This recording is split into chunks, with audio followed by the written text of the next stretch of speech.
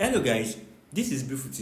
Today I want to show you how to make a clog design, a clog slipper. Some call it slippers, some call it half shoe. So let's get started with it. If you are just seeing my video for the first time, make sure you like, comment, turn on the post notification and subscribe. Don't forget to subscribe.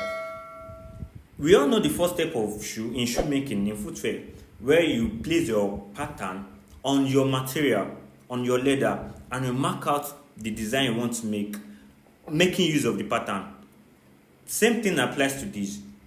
We have our pattern already, and we place it on the suede leather to bring out the design we are making.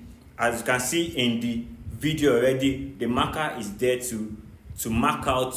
We already mark out the design we are making. So we have our lining, we apply gum to it, and we do the needful. There is something different about this clog shoe. The difference is that, or this clog side, whichever one.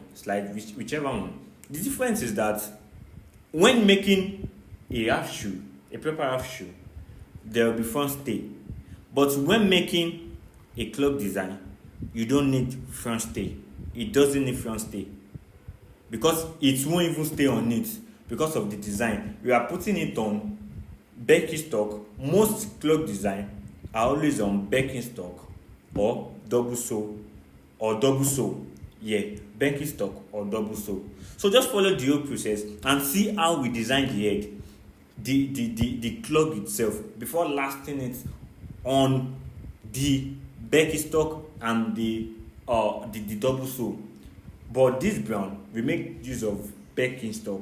So this is how the process is done, how the process is being made to get our clog design fully ready for lasting.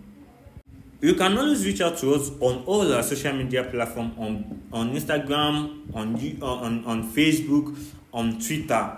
The link is under this description, under this video description.